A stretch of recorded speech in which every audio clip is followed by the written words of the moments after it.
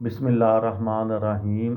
लाखों दरूद पाक हज़रत मोहम्मद सल्लल्लाहु अलैहि वसल्लम और आप सल्लल्लाहु अलैहि वसल्लम की आल पर।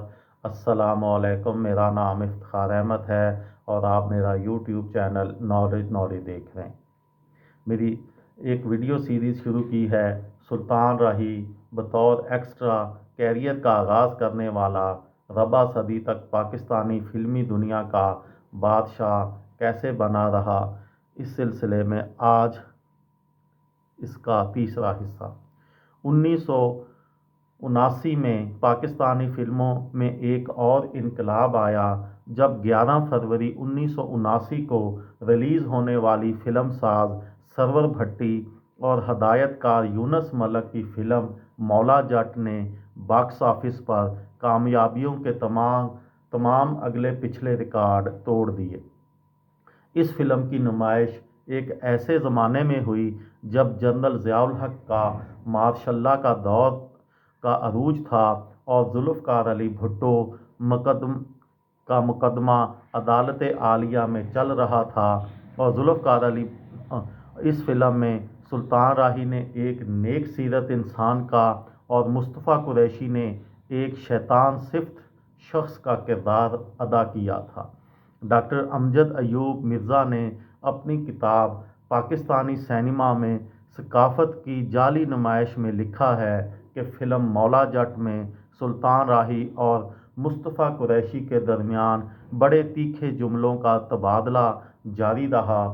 फ़िल्म में नूरी नत का लहजा ज़ियाउल हक जैसा मक्काराना, जबकि मौला जट का वाशगाफ और इंसाफ का तालब लहजा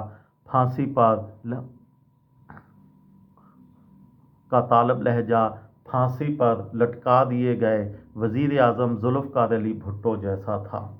ये फ़िल्म उस वक़्त के मुल्की सियासी हालात का इस्तारा थी। ज़ियाउल हक ने इस फ़िल्म की नुमाइश पर पाबंदी लगवाने की कोशिश की, लेकिन सरवर भट्टी किसी न किसी तरह अदालत से स्टे आर्डर लेने में कामयाब हो गए।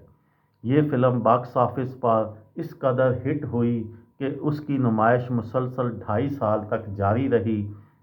इस दौरान हज़ारों लोगों ने इस फ़िल्म को देखने के लिए बार बार सिनेमा घरों का रुख किया। अगले 9 बरस तक ज़ियाउल हक बरसर इक़्तिदार रहे और इस दौरान सुल्तान राही और मुस्तफ़ा कुरैशी की जोड़ी ऐसी सैकड़ों फ़िल्मों का मरकज़ी किरदार बनी रही, जिनमें तशद्दुद और जुल्म व ज़्यादती को इस कदर बढ़ा चढ़ा कर पेश किया जाता रहा कि नाज़रीन को वहशी फ़ौजी आमरीत के हाथों अपने साथ होने वाली ज़्यादतियाँ मामूली लगने लगीं।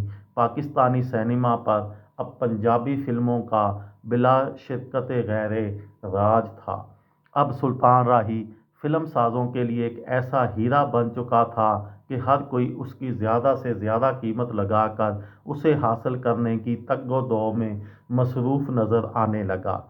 सुल्तान राही को फ़िल्मों में गैर फितरी किरदार पेश करके फ़िल्म साज़ों ने अपनी तिजोरियाँ तो भर लीं, मगर एक फ़नकार के अंदर छुपी हुई फ़नी सलाहियतों के आला और मुस्बत पहलुओं को उजागर करने की तरफ कतई कोई तवज्जो नहीं दी, बल्कि उसकी ज़रूरत को महसूस तक नहीं किया।